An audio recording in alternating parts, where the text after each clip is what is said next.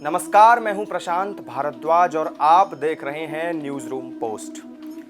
लोग कहते हैं भगवान आते नहीं, तुम मीरा के जैसे बुलाते नहीं। कहते हैं कि भगवान की प्रेममयी भक्ति में जितनी शक्ति होती है उतनी शक्ति दुनिया की किसी ताकत में नहीं होती। और उसमें भी जब बात वृंदावन के ठाकुर श्री बांके बिहारी की हो तो फिर कहना ही क्या।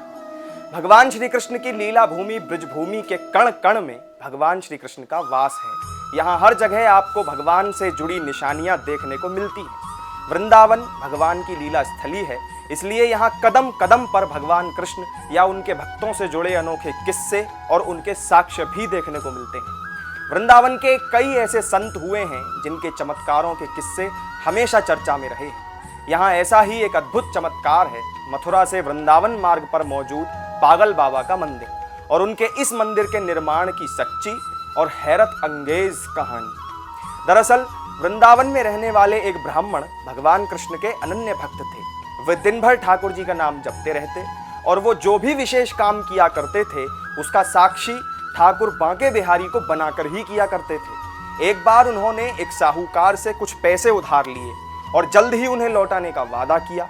वो ब्राह्मण हर महीने नियम से किस्त का हिसाब करके साहूकार के पैसे लौटाने के लिए जाते थे।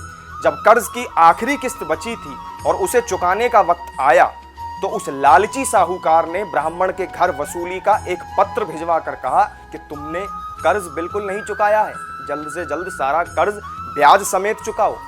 ये देखकर वो ब्राह्मण बहुत परेशान हुए। उन्होंने साहूकार से विनती की लेकिन उसने उनकी एक नहीं सुनी। मामला सिविल अदालत में पहुंच गया। ब्राह्मण ने जज लीलानंद ठाकुर से अनुरोध करते हुए कहा कि एक किस्त के अलावा उसने साहूकार का सारा कर्ज अदा कर दिया है, लेकिन साहूकार का कहना था कि इन्होंने अभी तक मेरे दिए हुए कर्ज की एक भी किस्त नहीं चुकाई है और जिस किसी के भी सामने इन्होंने कर्ज लौटाया हो उसे अदालत में पेश किया जाए। इतना सुनकर वो ब्राह्मण सोच में डूब गए, क्योंकि उनके पास कर्ज वापसी को साबित करने के लिए ठाकुर बांके बिहारी के अलावा कोई भी गवाह नहीं था। जब उनको ये याद आया तो गवाह के रूप में उन्होंने भगवान कृष्ण का नाम लिया।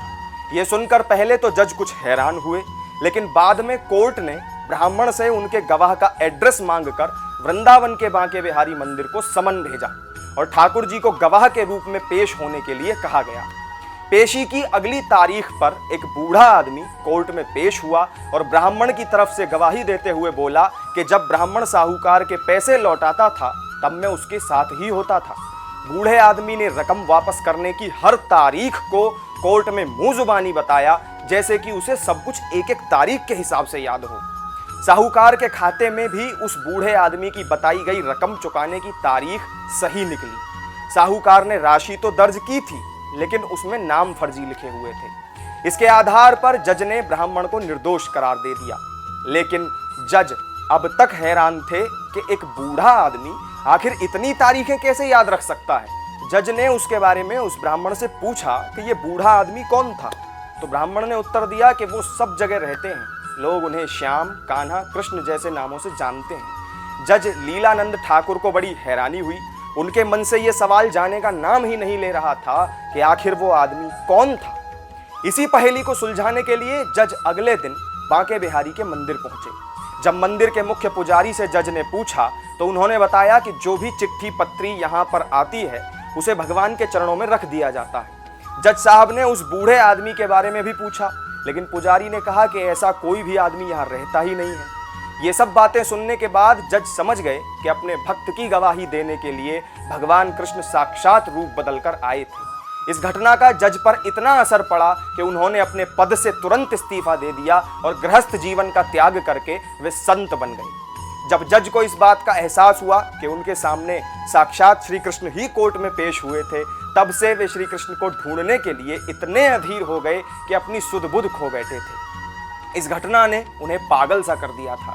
इसके बाद वो जिस किसी भंडारे में जाते थे वहां से साधु संतों के झूठे पत्तलों से झूठन उठाकर आधी झूठन ठाकुर जी को अर्पित करते थे और आधी खुद खाते थे। उन्हें ऐसा करता देख संतों ने पाप का भागी न बनने की बात सोचकर पत्तलों में भोजन का एक भी तिनका नहीं छोड़ने की बात सोची।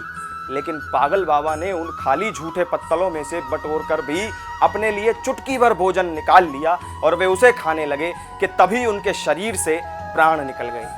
उनके ऐसे ही कामों की वजह से लोगों ने उन्हें एक पागल के रूप में मान लिया और धीरे धीरे उनका नाम ही पागल बाबा पड़ गया।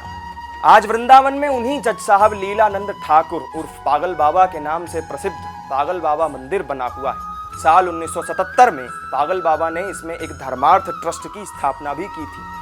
प्रभु भक्ति के अनोखे रंग के बारे में बताने वाली हमारी ये वीडियो आपको अच्छी लगी हो तो इसे लाइक करें, शेयर करें और कमेंट सेक्शन में कमेंट करके अपनी बात हम तक पहुंचाएं। साथ ही वीडियो के नीचे दिए हुए सब्सक्राइब बटन को दबाकर चैनल को सब्सक्राइब करें और उस नोटिफिकेशन बेल को भी दबाना ना भूलें जो हमारे हर ताज़ा वीडियो का नोटिफिकेशन आप तक पहुंचाएगी। नमस्कार।